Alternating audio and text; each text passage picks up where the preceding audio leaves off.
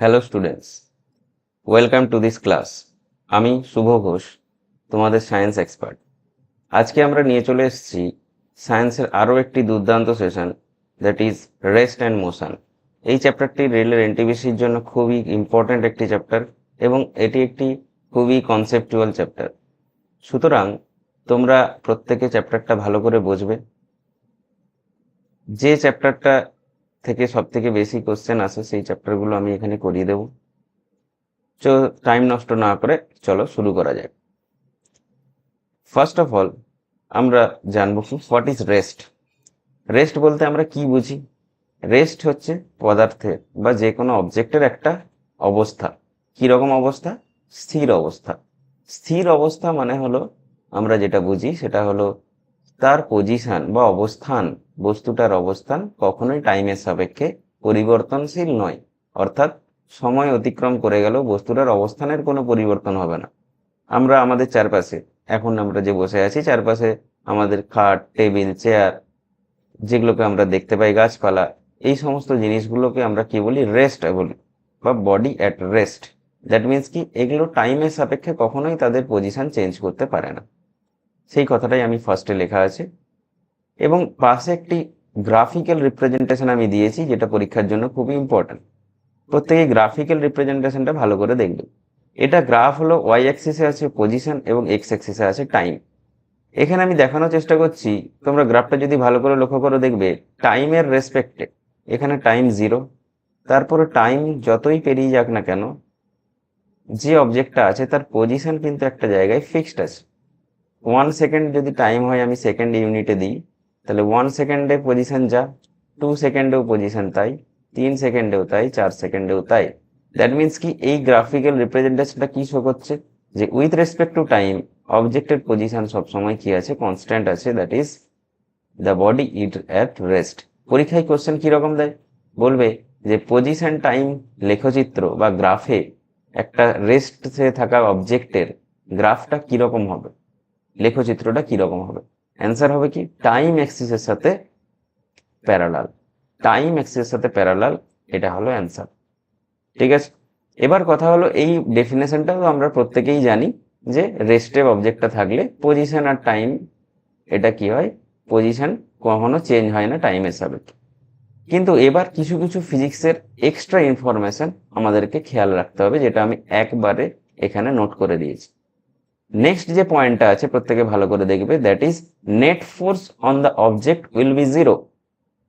যদি কোনো বস্তু রেস্টে থাকে তাহলে তার উপর নেট ফোর্স সবসময় কি হবে? 0 হবে। দ্যাট মিনস কি, সাপোজ আমি এখানে দেখালাম একটা অবজেক্ট আছে, সেই অবজেক্টটার মাস m, এই অবজেক্টটার উপর নিচের দিকে একটা ফোর্স কাজ করছে, আমি সাপোজ এই ফোর্সটার নাম বলছি F1। এই অবজেক্টের উপর উপরের দিকে সাপোজ একটা ফোর্স কাজ করছে, দ্যাট ইজ F2।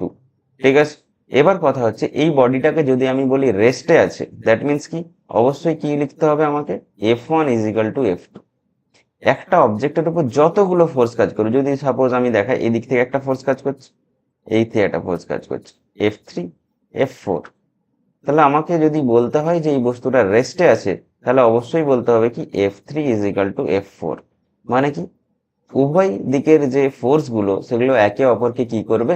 প্রতিমিত করবে বা ক্যান্সেল করবে। তবেই কি হবে? এই বস্তুটার উপর নেট ফোর্স কত হবে? 0 হবে। কারণ নিচের দিকের ফোর্স F1, উপরের দিকের ফোর্স F2, উভয় পক্ষ কি করে দেবে? প্রতিমিত করে দেবে। এই দিকের ফোর্স F3, এই দিকের ফোর্স F4, এরাও সমান এবং বিপরীত, পরস্পরকে প্রতিমিত করে দেবে। দ্যাট মিনস এই বস্তুটার উপর নেট ফোর্স কত হয়ে যাবে? 0 হয়ে যাবে।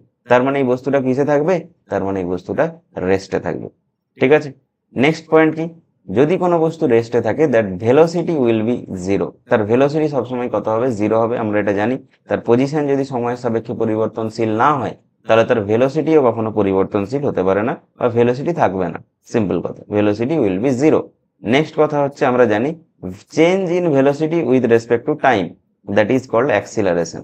Change in velocity with respect to time, that is called acceleration. Acceleration যদি ভেলোসিটি 0 হয়, তাহলে অ্যাক্সেলারেশন কত হবে? অবভিয়াসলি 0 হবে। ঠিক আছে, কিন্তু এখানে একটি কোশ্চেন পরীক্ষায় বহুবার দেয়, খুব ভালো করে মনে রাখতে হবে। দ্যাট ইজ, একটা বস্তু যদি রেস্টে থাকে, সাপোজ আমি দেখাচ্ছি একটা বস্তু রেস্টে আছে, একটা টেবিলের উপর একটা আমি বইকে রেখে দিয়েছি। এবার কথা হলো এই বস্তুটা রেস্টে আছে, টেবিলের উপর রাখা আছে বইটা, ঠিক আছে, কিন্তু এই বস্তুটার অ্যাক্সেলারেশন, নিজের অ্যাক্সেলারেশন কত, 0। এই বস্তুটা নিজে কখনো মুভ করছে না, ঠিক আছে। তার মানে এটা নয় যে এই বস্তুটার উপর আর কোনো অ্যাক্সেলারেশন কাজ করছে না। কোন অ্যাক্সেলারেশন কাজ করছে, এই বস্তুটার ওজন বা ওয়েট যদি আমরা মেজার করি, তাহলে কি জানি আমরা ওয়েট কাকে বলে, যে যে কোনো বস্তুকে পৃথিবী যে বল দ্বারা নিজের কেন্দ্রের দিকে আকর্ষণ করে তাকে আমরা তার কি বলি, ওয়েট বলি। এবং সেই বলটাকে বলা হয় কি, অভিকর্ষ বল বা গ্র্যাভিটেশনাল ফোর্স। তো এই গ্র্যাভিটেশনাল ফোর্স দেওয়ার জন্য কি হয়, এর একটা অ্যাক্সেলারেশন এখানে কাজ করে, সেটাকে আমরা বলি গ্র্যাভিটেশনাল অ্যাক্সেলারেশন। তো এই গ্র্যাভিটেশনাল অ্যাক্সেলারেশন কিন্তু প্রত্যেকটা অবজেক্টের উপর, সেটা রেস্টে থাকুক বা সেটা মোশনে থাকুক, প্রত্যেকটা অবজেক্টের উপর পৃথিবীর এই অভিকর্ষীয় ত্বরণ কিন্তু থাকে সবসময়, ঠিক আছে। কারণ পৃথিবী প্রত্যেকটা বস্তুকে নিজের কেন্দ্রের দিকে আকর্ষণ করে। সো পরীক্ষায় কোশ্চেনটা তোমাকে দেবে এইরকম, যে একটা বস্তু রেস্টে আছে, তার কি কোনো অ্যাক্সেলারেশন থাকতে পারে? অ্যান্সার হচ্ছে হ্যাঁ, থাকতে পারে। কি ধরনের acceleration? This is gravitational acceleration. সুতরাং এই কোশ্চেনটা খুব ভালো করে মনে রাখবে। আমি এই জন্য লিখেছি acceleration of the object will be 0। Acceleration 0, অবশ্যই নিজের কোনো অ্যাক্সেলারেশন নেই, but gravitational acceleration acts on this object. একটা বস্তু রেস্টে থাকলেও তার উপর কি কাজ করে, gravitational acceleration of the earth, that is G, কাজ করে। খুব ভালো করে এটা নোট করে রাখবে। নেক্সট আমি কতগুলো পয়েন্ট দিয়েছি, যদি বস্তুটা রেস্টে থাকে দেয়ার শুড বি এর অ্যাক্সেলারেশন জি, এটা প্রিভিয়াস ইয়ারের কোশ্চেন, আমি বললাম আগেই। নেক্সট কি, actual rest does not exist. Rest is a relative term. Relative term means কি, রিলেটিভ মিনস হচ্ছে উইথ রেসপেক্ট টু সামথিং, কারো সাপেক্ষে বোঝালে তাকে আমরা বলি রিলেটিভ বা আপেক্ষিক। তো আমরা একটা উদাহরণ দিচ্ছি ছোট্ট, তাহলেই তোমরা বুঝে যাবে এই কথাটা আমি কি বলতে চাইছি।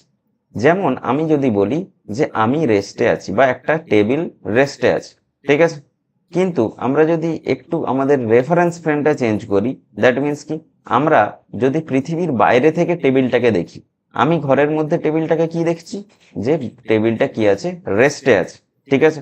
কিন্তু আমি যদি আমার পজিশনটাকে পৃথিবীর বাইরে নিয়ে চলে যাই, তাহলে কি দেখবো, যে পৃথিবী যখন যেমন ঘুরছে, টেবিলটাও কি আছে, পৃথিবীর মধ্যে আছে, তাই টেবিলটাও কি হচ্ছে, পৃথিবীর সাথে সাথে ঘুরছে। তাহলে আমি আমার দেখার পজিশন চেঞ্জ করে দেওয়ার সাথে সাথেই দেখলাম একটা বস্তু যেটা রেস্টে ছিল সেটা কি হয়ে যাচ্ছে, মুভমেন্ট করছে বা মোশনে চলে আসছে, ঠিক আছে। তাহলে এই জন্য বলা হয় কি, actual rest does not exist. এরকম কখনো হয় না যে একটা বস্তু রেস্টে আছে মানে সব দিক থেকেই সে রেস্টে আছে, মানে আমি আমার রেফারেন্স ফ্রেম বা দেখার জায়গা চেঞ্জ করলেও বস্তুটা সবসময় রেস্টে আছে, কিন্তু এটা কিন্তু সম্ভব নয়। আমরা যদি রিলেটিভ টার্ম কেন বলা হচ্ছে, কারণ আমরা দেখছি যে আমরা যখন ঘরের মধ্যে বসে আছি সেই রেফারেন্স ফ্রেম থেকে দেখলে টেবিলটা কি আছে, স্থির আছে, কিন্তু আমরা যখন পৃথিবীর বাইরে চলে যাচ্ছি, রেফারেন্স ফ্রেমটা যখনই চেঞ্জ করে দিচ্ছি, তখন দেখছি টেবিলটা কি, পৃথিবীর সাথে সাথে মুভমেন্ট করছে। তাহলে টেবিলটাকে আমরা রেস্টে আছে কখন বলতে পারবো, যখন আমরা ওই রেফারেন্স ফ্রেমে আছি। যখন বাইরের রেফারেন্স ফ্রেমে চলে যাবো, তখন টেবিলটাকে আর কি বলতে পারবো না, রেস্টে আছে বলতে পারবো না। So actual rest does not exist. Rest is a relative term. যে রেফারেন্স ফ্রেমের সাপেক্ষে আমি কল্পনা করছি, সেই রেফারেন্স ফ্রেমের সাপেক্ষে সেটা রেস্টে আছে, ঠিক আছে। সেই জন্য অ্যাকচুয়াল রেস্ট কখনো এক্সিস্ট করে না, খেয়াল রাখবে। নেক্সট আমরা চলে আসছি, when an object is at rest it has only potential energy, that means স্থিতিশক্তি। আমরা প্রত্যেকেই জানি স্থিতিশক্তি একটা কার মধ্যে থাকে, একটা স্থির বস্তুর মধ্যে যে পরিমাণ শক্তি থাকে তাকে আমরা বলি স্থিতিশক্তি। তো এই স্থির বস্তুর ক্ষেত্রে মনে রাখতে হবে পোটেন্সিয়াল এনার্জি শুধুমাত্র থাকবে, no kinetic energy and momentum. কোন রকম কোনো গতিশক্তি বা ভরবেগ কিচ্ছু থাকতে পারে না, ঠিক আছে। খুব ভালো করে এই পয়েন্টগুলো মনে রাখবে। প্রথম পয়েন্টটা প্রত্যেকে জানে, এই পয়েন্টটা থেকে গ্রাফিক্যাল রিপ্রেজেন্টেশন দিয়ে কোশ্চেন আসতে পারে।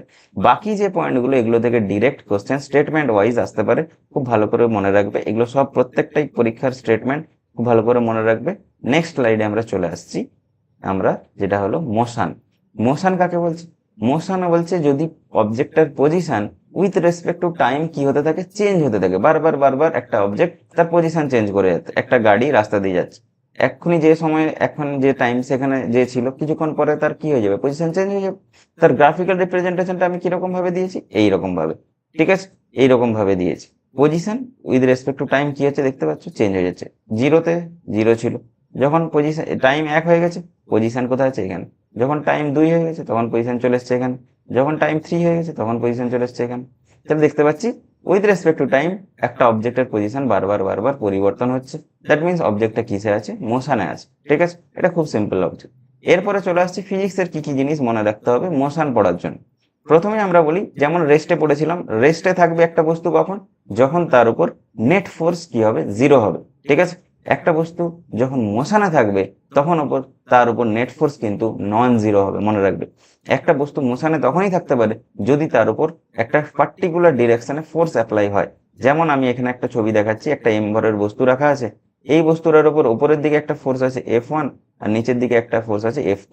কখনোই F1 আর F2 যদি সমান হয়ে যায় তাহলে বস্তুটা কি হয়ে যাবে, রেস্টে চলে আসবে। কিন্তু বস্তুটা মোশনে থাকবে কখন, যদি F1 গ্রেটার দেন F2 হয় বা F2 গ্রেটার দেন F1 হয়, দুটোই হতে পারে। যদি F1 গ্রেটার দেন F2 হয়, F1টা F2 থেকে বড় হয়, তাহলে নেট ফোর্স কোন দিকে থাকবে, নেট ফোর্স উপরের দিকে থাকবে, যে ফোর্সের মান বেশি সেই দিকে চলে যাবে। দ্যাট মিনস এটা হয়ে যাবে আপওয়ার্ড মোশন, এটা হয়ে যাবে কি আপওয়ার্ড মোশন। যদি দেখা যায় F2 এর মান বেশি F1 এর থেকে, নিচের দিকে বেশি বল দ্বারা টানছে, তাহলে নেট ফোর্সটা কোন দিকে নেমে যাবে, নিচের দিকে নেমে যাবে। তখন এটা কি হবে, এটাকে বলবো ডাউনওয়ার্ড মোশন, বা এটাকে ভার্টিক্যাল মোশনও বলা হবে, ডাউনওয়ার্ড মোশন। তাহলে বোঝা গেল, একটা বস্তুর উপর নেট ফোর্স যদি জিরো হয় তাহলে বস্তুটা রেস্টে থাকবে, বাট নেট ফোর্স যদি জিরো না হয় তাহলে বস্তুটা কি হবে, মোশনে চলবে। ঠিক আছে, নেট ফোর্স জিরো না হয় মানে কি, কোনো একটা দিকের ফোর্স কি থাকবে, বেশি থাকবে, কোনো একটা দিকের ফোর্স কম থাকবে, এটা হলো সিম্পল কথা। নেক্সট চলে আসছি, যে বস্তুটা মোশনে থাকবে অবভিয়াসলি তার পজিশন টাইমের রেসপেক্টে চেঞ্জ হবে। দ্যাট মিনস কি, তার ভেলোসিটি চেঞ্জ হবে, মানে তার ভেলোসিটি থাকবে, অ্যাক্সিলারেশন ত্বরণ থাকবে, তার ভরবেগ থাকবে, মোমেন্টাম থাকবে, তার কাইনেটিক এনার্জি থাকবে। এবার কথা বলে দিই, কাইনেটিক এনার্জির ফর্মুলা কি, হাফ এম ভি স্কোয়ার। তাহলে ভি যদি থাকে তাহলে কাইনেটিক এনার্জিও থাকবে। মোমেন্টামের ফর্মুলা কি, P is equal to M V. V যদি থাকে, ভেলোসিটি যদি থাকে, তাহলে মোমেন্টামও থাকবে। ঠিক আছে, বোঝা গেল সেকেন্ড পয়েন্ট। থার্ড পয়েন্ট কি বলছি, motion is also a relative concept. যে কথাটা আমি বলছিলাম, motion is also a relative concept. আমরা যাকে বলছি এখন বস্তুটা কি আছে, মোশনে আছে, কিন্তু সেটাও আমরা কি বলতে পারি না, একদম অ্যাকচুয়াল বলতে পারি না যে অ্যাকচুয়ালি সবসময় সব রেফারেন্স ফ্রেমের সাপেক্ষে কিসে থাকবে, মোশনে থাকবে, এটা কখনোই বলতে পারি না। Actual motion does not exist, motion is also a relative concept. কেন, আমি বুঝিয়ে দিচ্ছি ভালো করে শুনুন। দুটো ট্রেন আছে, দুটো ট্রেনে পাশাপাশি যদি যায় এবং তারা যদি ভেলোসিটি সেম রেখে যায়, ভেলোসিটির কোনো পরিবর্তন হচ্ছে না, এর ভেলোসিটিও ভি, এর ভেলোসিটিও ভি, তাহলে আমরা কি দেখব, দুজন এইখানে যে যাত্রী বসে আছে এই যাত্রীকে সে কি দেখবে, সে এই যাত্রীকে দেখবে কি, এরা পরস্পর স্থির আছে, কারণ এদের ভেলোসিটির কোনো চেঞ্জ হচ্ছে না। পাশাপাশি যাত্রীকে কি দেখবে, এরা দেখবে একে অপরের সাপেক্ষে কি আছে, স্থির আছে।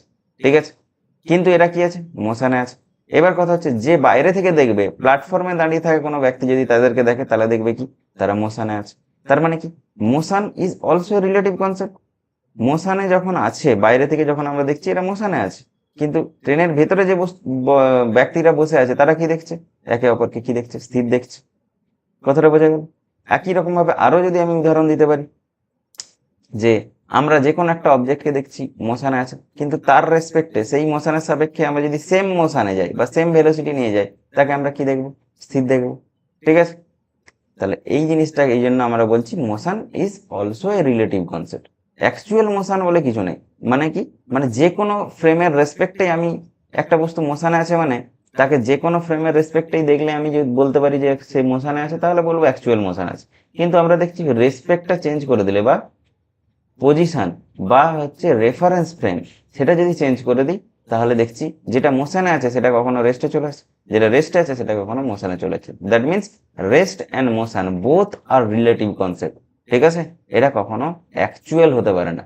কোনো অবজেক্টকে আমরা বলতে পারবো না যে অ্যাকচুয়ালি এ মোশনে আছে বা অ্যাকচুয়ালি এ রেস্টে আছে। ঠিক আছে, বাংলায় বলা হয় পরম স্থিতি বা পরম গতি, এরকম কোনো উল্লেখ নেই।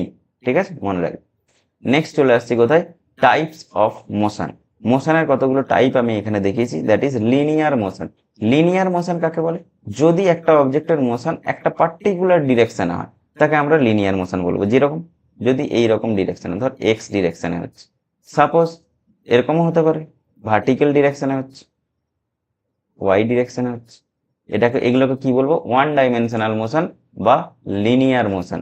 লিনিয়ার হচ্ছে একটা পার্টিকুলার ডিরেকশনে মোশন হচ্ছে, আইদার এরকম ভাবে, অথবা এটা হচ্ছে, এটাকে বলা হয় ভার্টিক্যাল মোশন, ভার্টিক্যাল মোশন। ঠিক আছে,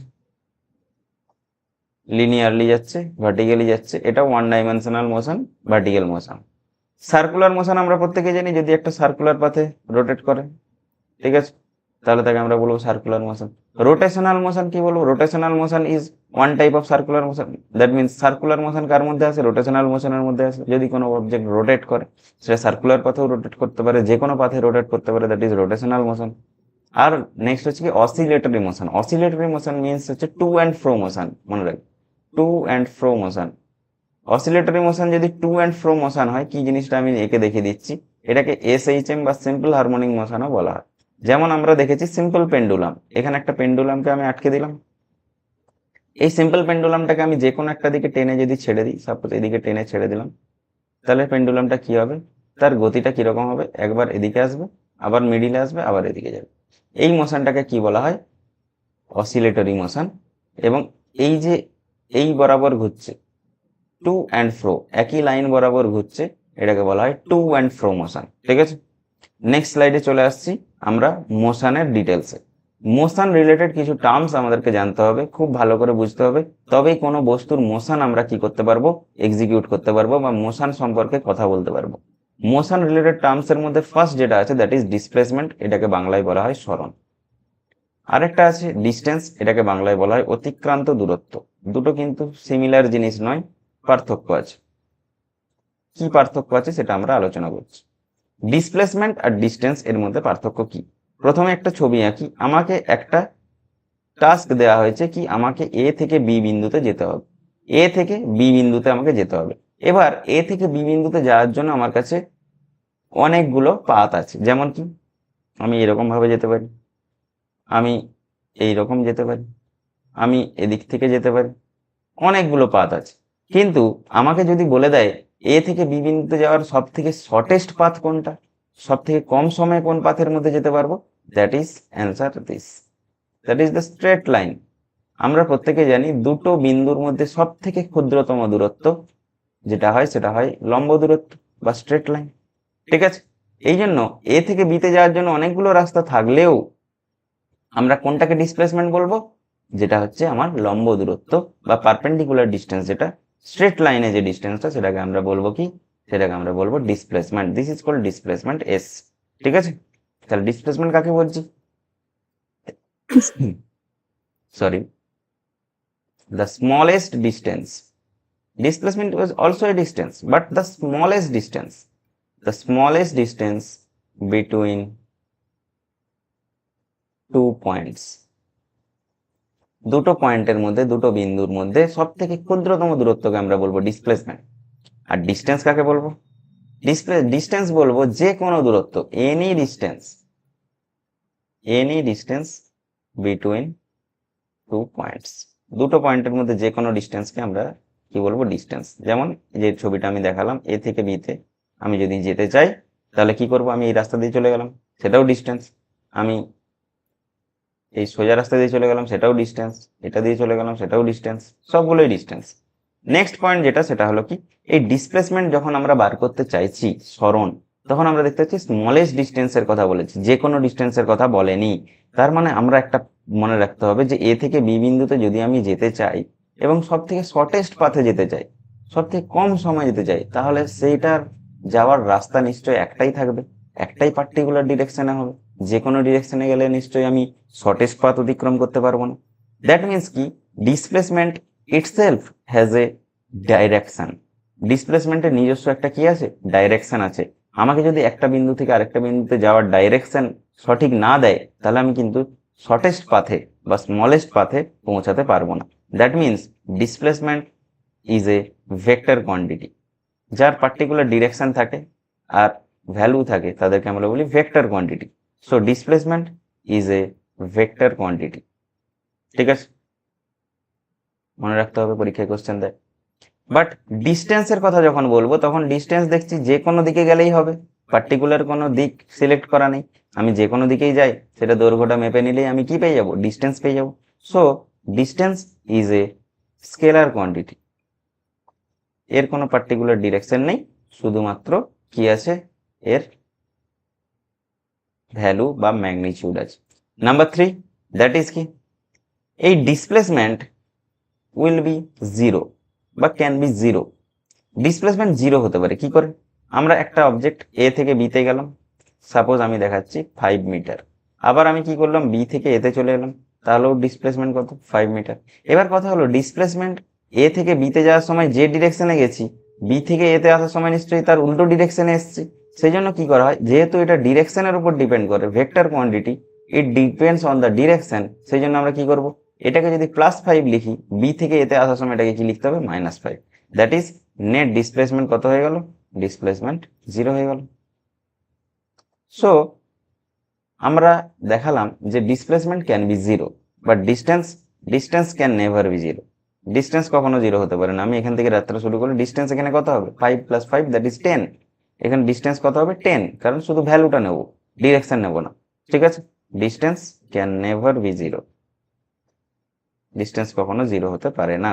ঠিক আছে, নেক্সট কি বলছি, যে ডিসপ্লেসমেন্ট আর ডিস্টেন্স এর মধ্যে সব থেকে কম কি হতে পারে, মানে অপশনটা কিরকম দেয়, ডিসপ্লেসমেন্ট মনে রাখতে হবে is less than or equal to কি হয়, ডিস্টেন্স। সব সময় মনে রাখতে হবে, কারণ ডিসপ্লেসমেন্ট সব থেকে শর্টেস্ট ডিস্টেন্স, তার মানে ডিসপ্লেসমেন্টের মান ডিস্টেন্সের থেকে সবসময় কম হবে। আর কি হতে পারে, ইকুয়াল টু হতে পারে, less than or equal to. Equal to কখন হতে পারে, যদি আমি বলি এ থেকে বিতে যাওয়ার একটাই রাস্তা আছে, সেটা হচ্ছে এই সোজা রাস্তা, তাহলে কি হবে, যেটাই ডিসপ্লেসমেন্ট সেটাই কি হবে, ডিস্টেন্স। তাহলে যে সমস্ত, আমি যদি লিনিয়ার মোশন ক্যালকুলেট করি, লিনিয়ার মোশন এ থেকে বিতে আমি লিনিয়ার নিয়ে যাচ্ছি, তাহলে কি হবে, যেটাই ডিস্টেন্স সেটাই হবে ডিসপ্লেসমেন্ট। ঠিক আছে, সেজন্য ডিস্টেন্স আর ডিসপ্লেসমেন্ট এর মধ্যে কোনটা বড়, সবসময় ডিস্টেন্স বড়। যদি অনেকগুলো রাস্তা থাকে, যদি একটাই রাস্তা থাকে, তখন কি হবে, ডিস্টেন্স আর ডিসপ্লেসমেন্ট অলওয়েজ কি হবে, ইকুয়াল হবে। চলো নেক্সট সাইডে চলে যাই। আর এর যদি এসআই একক বলে, এটা তো আমরা লিখে দিই, তাও এর এসআই একক হচ্ছে মিটার, এর এসআই একক কি হবে, মিটার, আর সিজিএস একক হবে সেন্টিমিটার, সিজিএস ইউনিট হবে সেন্টিমিটার। ঠিক আছে,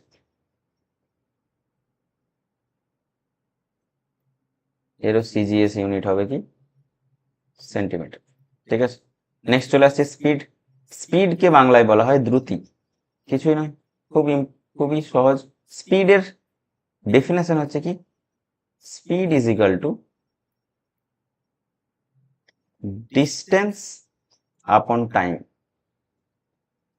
মানে কি, সময়ের সাপেক্ষে আমি কতটা ডিস্টেন্স অতিক্রম করলাম, দ্যাট ইজ কল্ড স্পিড। ঠিক আছে, বা দ্রুতি। আর ভেলোসিটি কি, এটাকে বলা হয় বেগ। ভেলোসিটির ডেফিনেশন হচ্ছে velocity is equal two displacement আপন টাইম। টাইমের রেসপেক্টে কতটা ডিসপ্লেসমেন্ট হলো, সেটা আমাকে কি দেয়, বেগ বা ভেলোসিটি দেয়। ঠিক আছে, আর টাইমের রেসপেক্টে কতটা ডিস্টেন্স গেলাম, দ্যাট ইজ আমাকে কি দেয়, দ্রুতি বা স্পিড। সো আমরা যদি এখানে ভালো করে লক্ষ্য করি, distance is a scalar quantity, time is also a scalar quantity, so speed will B A scalar quantity. Speed is a scalar quantity. ঠিক আছে, স্পিড বা দ্রুতির শুধুমাত্র কি আছে, ইট হ্যাজ অনলি ম্যাগনিটিউড। ঠিক আছে, ভেলোসিটি, এটা দেখতে পাচ্ছি কি, ডিসপ্লেসমেন্ট, এটা হচ্ছে কি vector quantity, time scalar quantity, vector by scalar is equal to vector, so it is a vector quantity. Velocity is a vector quantity, আর ভেলোসিটি যদি ভেক্টর কোয়ান্টিটি হয়, it itself has a particular direction, it has a particular direction. So velocity যখন আমরা বলবো,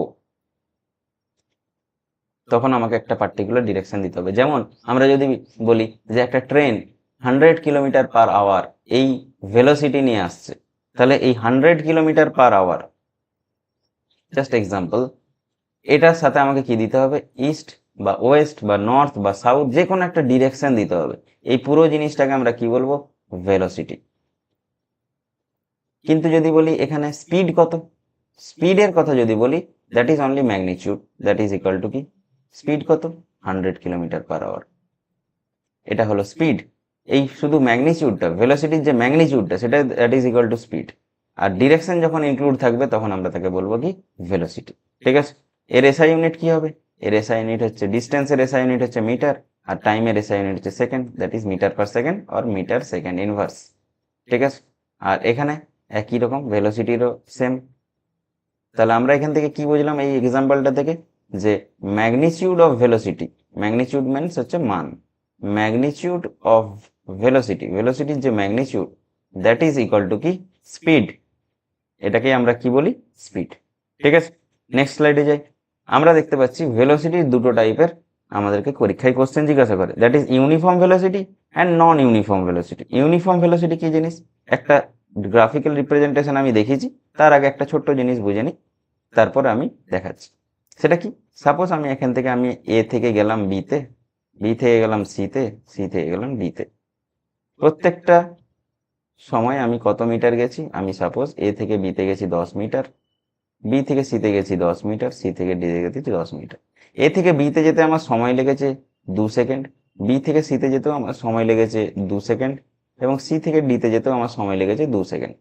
ঠিক আছে, তাহলে আমি দেখতে পাচ্ছি এ থেকে বিতে যাওয়ার সময় আমার যে ভেলোসিটি সেটা কত, সেটা আমি ধরলাম v1 10/2 metre per second, that is equal to 5 metre per second. B থেকে সিতে যাওয়ার সময় ভেলোসিটি v2 ধরলাম কত, 10/2 মানে 5 মিটার পার সেকেন্ড, এবং সি থেকে ডিতে যাওয়ার সময় ভেলোসিটি v3 ধরলাম কত, 10/2 that is equal to 5 metre per second. তাহলে আমি দেখতে পেলাম কি, এই যে এ থেকে বি এখানে টাইমের ইন্টারভেলটা কত, 2 সেকেন্ড, বি থেকে সি এখানে টাইমের ইন্টারভেলটা কত, 2 সেকেন্ড, এবং সি থেকে ডি এখানেও টাইমের ইন্টারভেলটা কত, 2 সেকেন্ড। তাহলে সেম টাইম ইন্টারভেল, এবং ডিসপ্লেসমেন্টটা কি দেখলাম, সেম। প্রত্যেকটা টাইম ইন্টারভেলে ডিসপ্লেসমেন্ট কি আছে, সেম আছে। দ্যাট মিনস ভেলোসিটিটা কি আসবে, ইউনিফর্ম আসবে। দেখে নাও প্রত্যেকটা জায়গায় ভেলোসিটি কি আসছে, সমান এসছে। তাহলে ইউনিফর্ম ভেলোসিটির ডেফিনেশন কাকে বলছে, বলছে একটা অবজেক্ট যদি ইকুয়াল ইন্টারভেল অফ টাইমে ইকুয়াল ডিসপ্লেসমেন্ট অতিক্রম করে বা ইকুয়ালি সরণ ঘটায়, তাহলে তার যে ভেলোসিটি তাকে আমরা কি বলবো, ইউনিফর্ম ভেলোসিটি। আবার বলছি, ইকুয়াল ইন্টারভেল অফ টাইমে যদি ডিসপ্লেসমেন্ট ইকুয়াল হয়, then the velocity is called uniform velocity. তাহলে কি লিখবো, ইকুয়াল ইন্টারভেল অফ টাইমে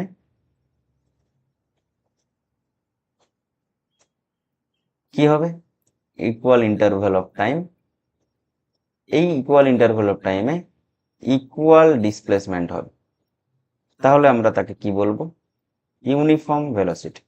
এবং ইউনিফর্ম ভেলোসিটির যদি গ্রাফিক্যাল রিপ্রেজেন্টেশন দেখতে চাই, that is displacement versus time. এবং দেখতে পাচ্ছি কি এটা ইউনিফর্ম কি করে, সাপোজ জিরোতে যখন ছিল ডিসপ্লেসমেন্ট 0, যখন 1-এ এলাম তখন ডিসপ্লেসমেন্ট 1 1 1, যখন 2-তে এসছি 2, দেখতে পাচ্ছি 2, যখন 3-তে এসছি 3, ডিসপ্লেসমেন্ট হবে 3।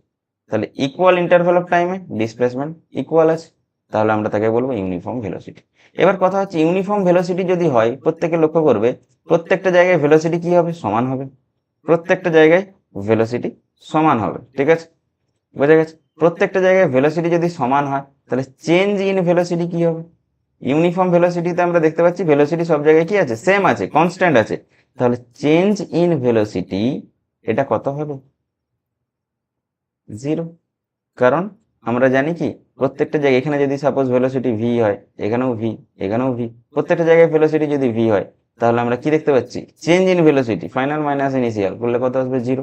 আর change in velocity by time করলে কি পাওয়া যায়, acceleration. Acceleration is equal to কি, change in velocity divided by time. তো চেঞ্জ ইন ভেলোসিটি যদি 0 হয়ে যায়, অ্যাক্সিলারেশনও 0 হয়ে যাবে। মনে রাখতে হবে, এই জন্য আমি এখানে স্টার দিয়ে দিয়েছি যে ইউনিফর্ম ভেলোসিটি যদি কেউ অবজেক্ট মুভ করে, তাহলে তার অ্যাক্সিলারেশন উইল বি অলওয়েজ 0, ঠিক আছে। এবার চলে আসছে কি, নন ইউনিফর্ম ভেলোসিটি। নন ইউনিফর্ম ভেলোসিটি খুবই সোজা, সেটা কি, যে ইকুয়াল ইন্টারভেল অফ টাইমে, মনে রাখবে ডেফিনেশনটা, ইকুয়াল ইন্টারভেল অফ টাইম যদি কোনো অবজেক্ট আনইকুয়াল ডিসপ্লেসমেন্ট করে, তাহলে তার গতিটাকে আমরা কি বলবো, নন ইউনিফর্ম ভেলোসিটি। যেমন কি, যেমন এ থেকে বিতে গেছিলাম কত মিটার, 10 মিটার, বি থেকে সিতে গেছি 10 মিটার, সি থেকে ডিতে গেছি 5 মিটার। প্রত্যেকটা জায়গায় টাইমের ইন্টারভেল কত, 2 সেকেন্ড 2 সেকেন্ড 2 সেকেন্ড। তাহলে প্রত্যেকটা জায়গায় টাইমের interval same, equal interval of time. এই ইকুয়াল ইন্টারভেল অফ টাইমটা তোমরা সবাই ভালো করে মনে রাখবে, এটা চেঞ্জ হবে না কখন। এটা রেলের কোশ্চেন দিয়েছিল যে কোনটাকে নন ইউনিফর্ম ভেলোসিটি বলা হয়, ঠিক আছে। এখানে অপশন চেঞ্জ করে দেবে, ইকুয়াল ইন্টারভেল অফ টাইমের জায়গায় করে দেবে আনইকুয়াল ইন্টারভেল অফ টাইমে আনইকুয়াল ডিসপ্লেসমেন্ট, ঠিক আছে। সুতরাং এটা খেয়াল রাখবে, ইউনিফর্ম ভেলোসিটি হোক বা নন ইউনিফর্ম ভেলোসিটি হোক, ইকুয়াল ইন্টারভেল অফ টাইমে সবসময় ক্যালকুলেট করতে হয়। যদি ইকুয়াল ডিসপ্লেসমেন্ট হয়, দ্যাট ইজ ইউনিফর্ম ভেলোসিটি। যদি আনইকুয়াল ডিসপ্লেসমেন্ট হয় that is non uniform velocity. দেখতে পাচ্ছি আনইকুয়াল ডিসপ্লেসমেন্ট, এই দুটো জায়গায় একই থাকলো, এখানে কি হয়ে গেছে, ডিসপ্লেসমেন্ট চেঞ্জ হয়ে গেছে। ঠিক আছে, চলো নেক্সট একটা কনসেপ্ট আছে, সেটা হচ্ছে রিলেটিভ ভেলোসিটি বা আপেক্ষিক গতিবেগ। ঠিক আছে, এখানে দুটো কনসেপ্ট মনে রাখতে হয়। দুটো অবজেক্ট, এই একটা অবজেক্ট, এই একটা অবজেক্ট, তার ভেলোসিটি সাপোজ ভি, আর একটা অবজেক্ট বি, এর ভেলোসিটি সাপোজ ভিবি। এবার কথা হলো এই দুটো অবজেক্ট দুজনে কি আছে, মোশনে আছে, বোথ আর ইন মোশন। এবার কথা হচ্ছে যে এই যে ভিএ লিখেছি, এই ভিএটা কি, এ অবজেক্টের ভেলোসিটি, নিজের ভেলোসিটি, ভিবিটা কি, বি অবজেক্টের নিজের ভেলোসিটি। বাট আমি যদি বলি যে এ অবজেক্টটা বি অবজেক্টের সাপেক্ষে বেগ কত, কারো সাপেক্ষে বলাকে বলা হয় রিলেটিভ। তাহলে ভেলোসিটি অফ এ, আমি যদি বলি velocity of A with respect to B, B এর সাপেক্ষে কত, নিজের ভেলোসিটি জিজ্ঞাসা করছি না, আমি জিজ্ঞাসা করছি এ এর ভেলোসিটি বি এর সাপেক্ষে কত, তখন তাকে বলা হয় রিলেটিভ ভেলোসিটি। এটাকেই বলা হয় কি, রিলেটিভ ভেলোসিটি।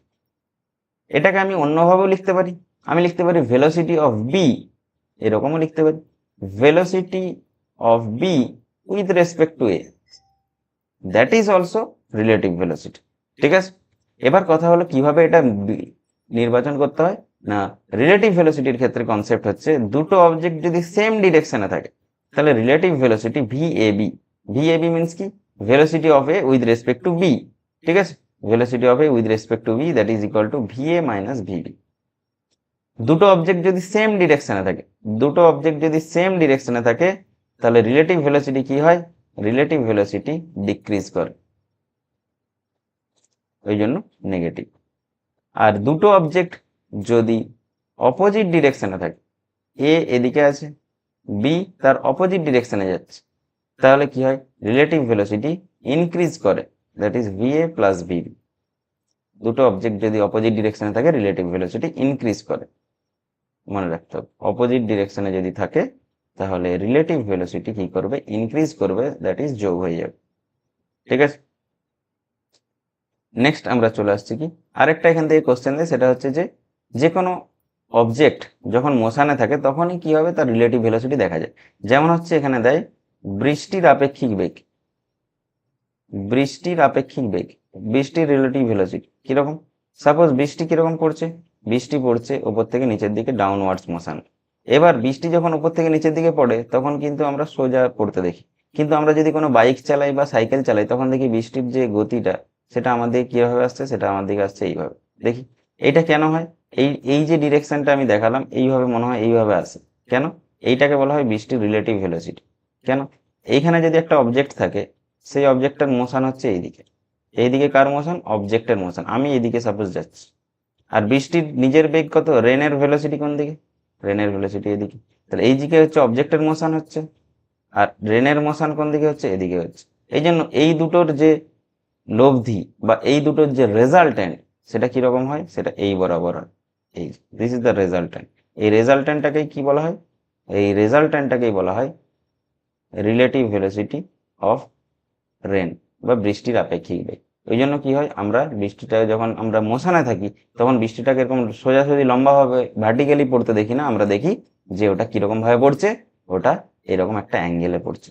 এটা হচ্ছে রেজাল্টেন্ট, কার রেজাল্টেন্ট, এই রেনের ভেলোসিটি আর এই যে অবজেক্টের মোশনের। ঠিক আছে, নেক্সট আমরা চলে আসছি কোথায়, comparison between linear motion and circular motion. Linear motion আর সার্কুলার মোশনের মধ্যে কম্পারিজন করব।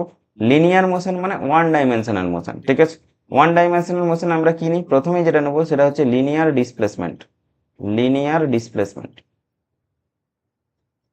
রৈখিক সরণ, এটাকে আমরা এস দিয়ে লিখি। কিন্তু যখন সার্কুলার মোশন হবে, সার্কুলার মোশনে দেখ ভালো করে বুঝবি, সার্কুলার মোশন যখন হবে তখন কি হবে, আমরা একটা অবজেক্টের, সাপোজ একটা সময় অবজেক্টটা এখানে আছে, কিছুক্ষণ পরে অবজেক্টটা কোথায় চলে যাবে, এখানে চলে যাবে, তাহলে এই ডিসপ্লেসমেন্টটা কত কি করে বুঝবো, একটা অ্যাঙ্গেলের সাহায্যে বুঝবো, একটা অ্যাঙ্গেলের সাহায্যে, এ থেকে বিতে যেতে কত অ্যাঙ্গেল যেতে হবে এইটা। সার্কুলার মোশনে ডিসপ্লেসমেন্টটাকে আমরা সবসময় কি বলি, সার্কুলার মোশনে ডিসপ্লেসমেন্টটাকে আমরা বলি অ্যাঙ্গুলার ডিসপ্লেসমেন্ট, কারণ এখানে ডিসপ্লেসমেন্ট জানতে গেলে আমাকে অ্যাঙ্গেল জানতে হবে, এই জন্য এটাকে বলা হয় অ্যাঙ্গুলার ডিসপ্লেসমেন্ট। তাহলে আমি এখানে কম্প্যারিজন করে দিচ্ছি যাতে আমাদের বুঝতে সুবিধা হয়, এক জায়গায় নোট করে দিচ্ছি। লিনিয়ার মোশন মানে হচ্ছে একটা স্ট্রেট লাইনে মোশন, লিনিয়ারলি মোশন, সেখানে লিনিয়ার ডিসপ্লেসমেন্ট পাবো। এবং সার্কুলার মোশনে হয়ে গেলে সেটাই কি হয়ে যাবে, অ্যাঙ্গুলার ডিসপ্লেসমেন্ট। ঠিক আছে, এবং এদের মধ্যে কি আছে, এদের মধ্যে একটা সম্পর্ক আছে, সেই সম্পর্কটা কি, S is equal to R into theta. S is equal to কি, আর ইন্টু থিটা। এটা হলো এদের মধ্যে সম্পর্ক, এটা আমরা সবাই জানি।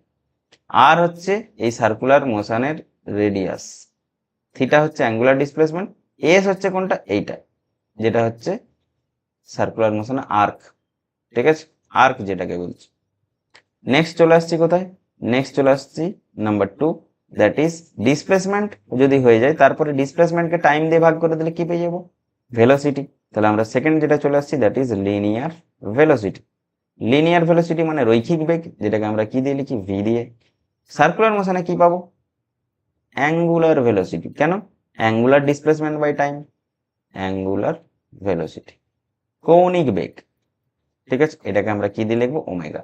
তাহলে আমরা ভি সমান আমরা কি জানি, এস বাই টি। একই রকম এখানে ওমেগা সমান কি জানবো, থিটা বাই টি। এবং এদের দুজনের মধ্যে একটা সুন্দর রিলেশন আছে, V is equal to R omega. ঠিক আছে, আর হচ্ছে বৃত্তের ব্যাসার্ধ। 3 নম্বর পয়েন্টে আসি, ভেলোসিটির চেঞ্জকে যদি আমরা টাইম দিয়ে ভাগ করি তাহলে কি পেয়ে যাবো, অ্যাক্সিলারেশন। তাহলে এটাকে কি বলবো, লিনিয়ার মোশনে বলবো linear acceleration. That is A দিয়ে লিখি, এ ইজ ইকাল টু কি লিখি, v2 minus v1 by T, change in velocity by time. একই রকম এখানে কি লিখবো, অ্যাঙ্গুলার অ্যাক্সিলারেশন, অ্যাঙ্গুলার অ্যাক্সিলারেশন। এটাকে আমরা কি দিয়ে লিখবো, এটাকে লেখা হয় আলফা দিয়ে, alpha. That is alpha is equal to কি হবে, change in angular velocity omega 2 minus omega 1 divide by time. ঠিক আছে, এবং এদের মধ্যে একটা সুন্দর রিলেশন আছে, a is equal to r alpha. Next acceleration যদি হয়ে যায় এরপরে আমরা যেটা জানবো সেটা হচ্ছে ফোর্স। লিনিয়ার মোশনে ফোর্স ইজ ইকাল টু কি, মাস ইন্টু অ্যাক্সেলারেশন। অ্যাঙ্গুলার মোশনে যেটা ফোর্স সেটাকে আমরা ফোর্স বলি না, সেটাকে কি বলবো, টর্ক।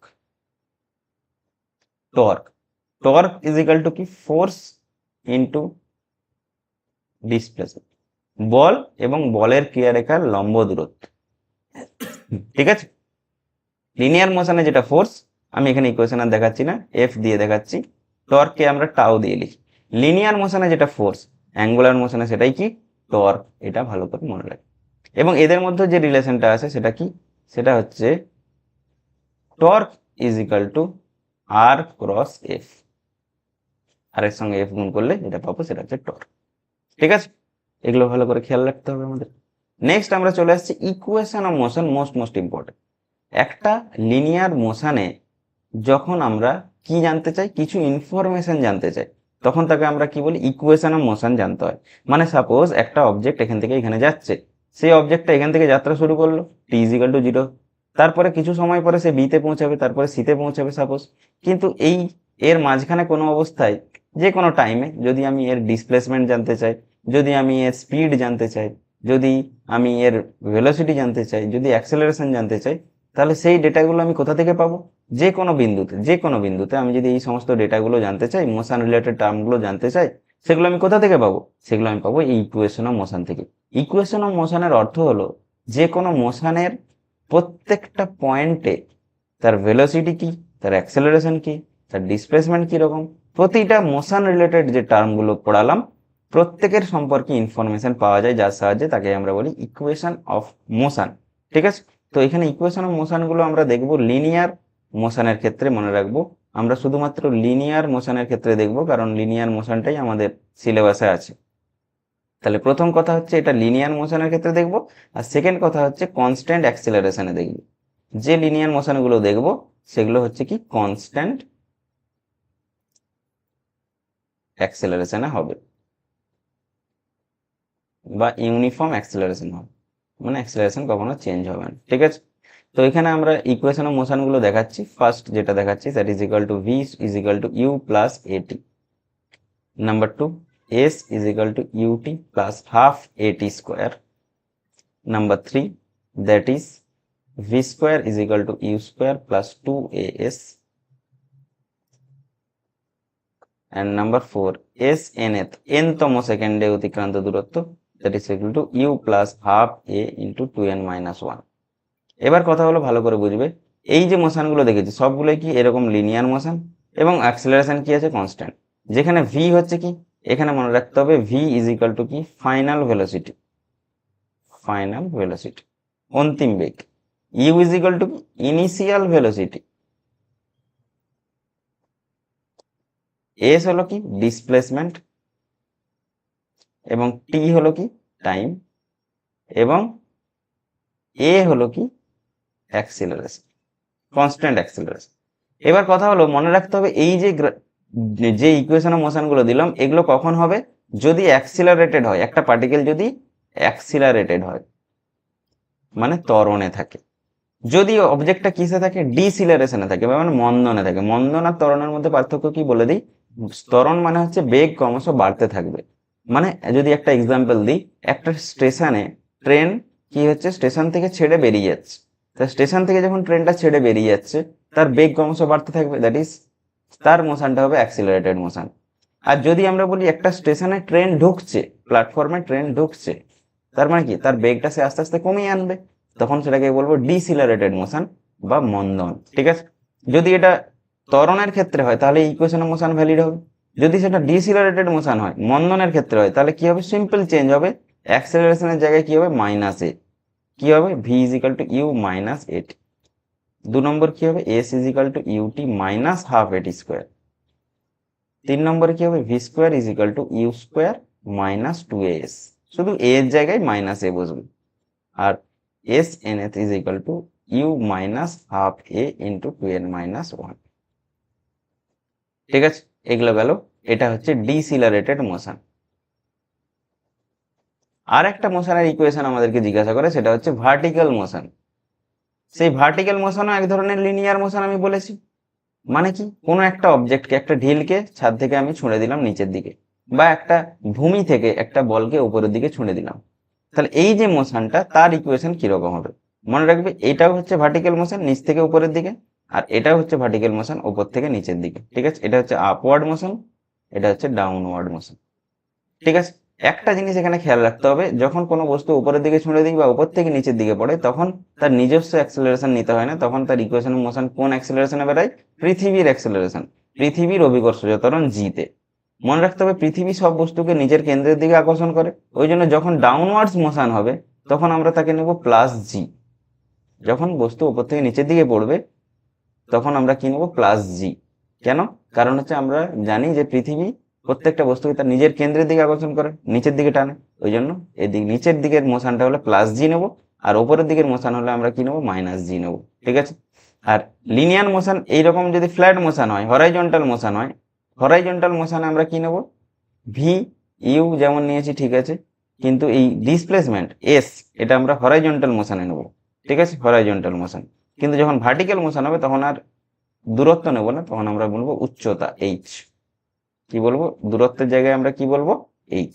বাকি সব ইকুয়েশন সেম। তাহলে কি রকম হবে, আমরা যদি দেখাই আপওয়ার্ড মোশনের ক্ষেত্রে মাইনাস জি, তাহলে ইকুয়েশন গুলো কি হবে, V is equal to U minus GT, S is equal sorry S এর জায়গায় কি হবে H, H is equal to UT minus half GT square.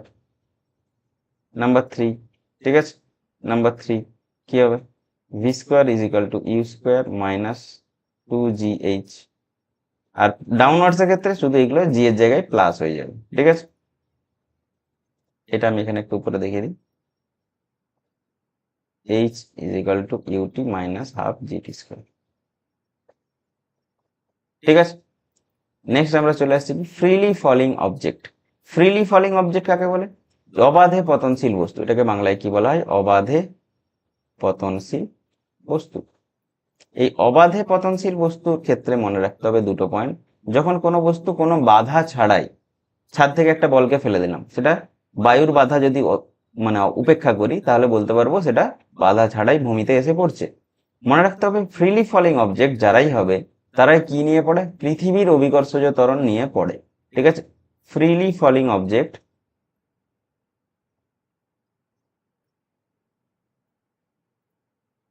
সবসময় জি অ্যাক্সেলারেশন নিয়ে ভূমিতে পড়ে, এটা মনে রাখতে হবে। আর কি মনে রাখতে হবে, ফ্রিলি ফলিং অবজেক্টের অ্যাক্সেলারেশন সবসময় কত কার সঙ্গে সমান হয়, জি এর সঙ্গে সমান হয়। এবং ফ্রিলি ফলিং অবজেক্টের ক্ষেত্রে যেটা দেখা যায় সেটা হচ্ছে কি weightlessness condition. Weightlessness condition, weightlessness condition মানে হচ্ছে ভারহীনতা। ভারহীনতার কন্ডিশন আমরা কোথায় কোথায় দেখতে পাই, অ্যাস্ট্রোনট বা মহাকাশে যারা যায় তাদের ক্ষেত্রে আমরা দেখতে পাই। এই ক্ষেত্রেও যখন কোনো অবজেক্ট অবাধে পতনশীল হয় তখন তার ক্ষেত্রেও কি হয়, ভারহীনতা বা ওয়েটলেসনেস কন্ডিশন দেখতে পাওয়া যায়। মনে হবে তার আপাত ওজন কি হয়, শূন্য মনে হয়, ঠিক আছে, আপাত ওজন শূন্য হয়, ঠিক আছে। আমরা যখন লিফটের কোশ্চেন করাবো তখন আমরা দেখাবো যে কিভাবে এই ওয়েটলেসনেস কন্ডিশনটা ফ্রিলি ফলিং অবজেক্টের ক্ষেত্রে ভ্যালিড হয়ে যায়, ঠিক আছে। এখন শুধু এইটুকু খেয়াল রাখবে। নেক্সট আমরা চলে আসছি কি প্রজেক্টাইল মোশন, খুবই ইম্পর্টেন্ট একটা কনসেপ্ট, এখান থেকে কিছু কোশ্চেন দিয়ে দেয়। প্রজেক্টাইল মোশনকে বলা হয় টু ডাইমেনশনাল মোশন। এই টু ডাইমেনশনাল মোশনের নাম কি, মানে কি, মানে দুটো ডাইমেনশনে, এক্স ডিরেকশন ওয়াই ডিরেকশন, দুটো ডিরেকশনেই মোশন হয়, ঠিক আছে। আমি মোশনের ছবিটা আঁকছি তাহলেই বুঝতে পেরে যাবে। সেটা হচ্ছে কি, আমরা সবাই জ্যাভলিন থ্রো দেখেছি, সেই জ্যাভলিন থ্রোতে যে জ্যাভলিনটা যায় সেটা কি, সেটা হচ্ছে প্রজেক্টাইল মোশন। কিরকম ভাবে মোশনটা, এখান থেকে ছুঁড়ে দিলে এইরকম ভাবে আসবে, this is projectile motion, this is projectile motion. আমরা বস্তুটাকে কোন দিকে ছুঁড়ি, এই দিকে একটা ইউ ভেলোসিটি নিয়ে যদি ছুঁড়ে দিই, এবং বস্তুটাকে কত অ্যাঙ্গেলে ছুঁড়তে হয়, থিটা অ্যাঙ্গেলে ছুঁড়তে হয়, ঠিক আছে, ভূমির সাথে থিটা অ্যাঙ্গেলে ছুঁড়তে হয়, ঠিক আছে। তাহলে এর এই দিকের উপাংশ হয় ইউ কস থিটা, এবং এই ওয়াই অ্যাক্সিসের উপাংশ হয় ইউ সাইন থিটা, ঠিক আছে। এই জন্য দেখতে পাচ্ছি এই বস্তুটা যখন এই দিক বরাবর যাচ্ছে এটাকে বলছে প্রজেক্টাইল মোশন। তাহলে প্রত্যেকটা অবস্থানে দেখছি সামনের দিকেও এগোচ্ছে, আবার উপরের দিকে উঠছে, সামনেও এগোচ্ছে উপরের দিকে উঠছে, ঠিক আছে। এবার মনে রাখতে হবে কিছু কতগুলো টার্ম। প্রথম কথা হচ্ছে কি এর পাথ, প্রজেক্টাইল মোশনের পাথ কিরকম হয়, অ্যান্সার হচ্ছে প্যারাবোলিক, প্যারাবোলিক পাথ হয়, ঠিক আছে, এটা কোশ্চেন দেয়। সেকেন্ড কি, সেকেন্ড হচ্ছে কতগুলো ইম্পর্টেন্ট টার্ম আমি বলে দিচ্ছি, সেটা হচ্ছে কি এইখান থেকে এইখান পর্যন্ত এটাকে বলা হয় হরাইজন্টাল রেঞ্জ। কি বলা হয়, horizontal range, horizontal range.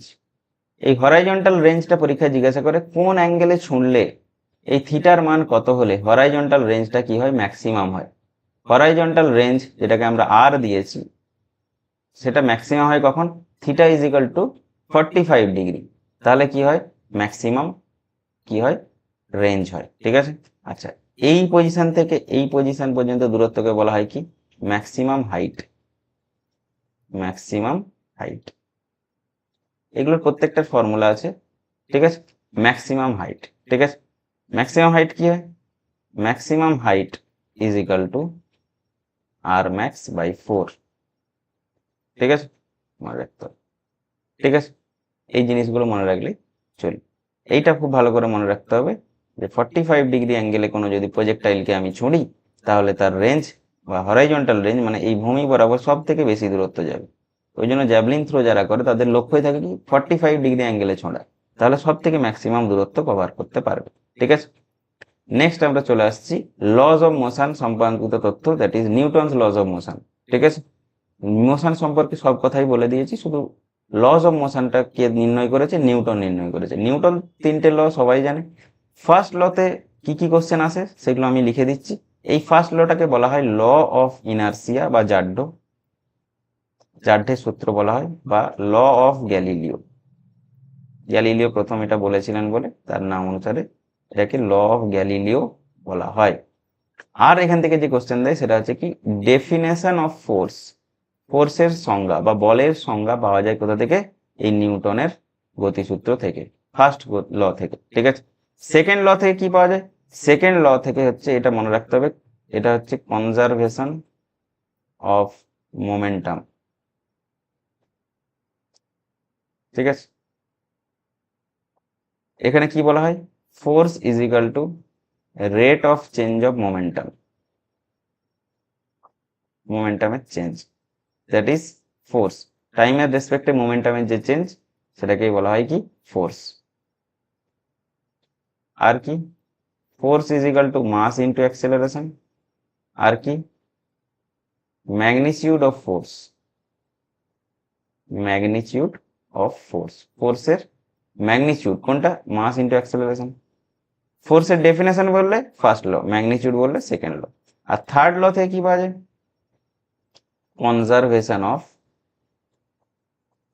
Linear momentum, রৈখিক ভরবেগের সংরক্ষণ সূত্র, প্রচুর ইম্পর্টেন্ট। এর এক্সাম্পল থেকে দেয় কি? রিকয়েল অফ গান, বন্দুকের প্রতিক্ষেপ বেগ। আমরা জানি একটা বন্দুক থেকে গুলি বেরোনোর পর কি হয়? বন্দুকটা পিছনের দিকে ফিরে আসে, এইটাকে বলা হয় রিকয়েল অফ গান। ঠিক আছে? Jet plane, rocket motion, jet প্লেনের গতি, রকেটের গতি প্রত্যেকটাই কনজারভেশন অফ লিনিয়ার মোমেন্টাম এই নীতিতে কাজ করে। ঠিক আছে? তাহলে আজকের ক্লাস এই পর্যন্তই থাকলো, আশা করি প্রত্যেকের বোঝা গেছে। Thank you so much.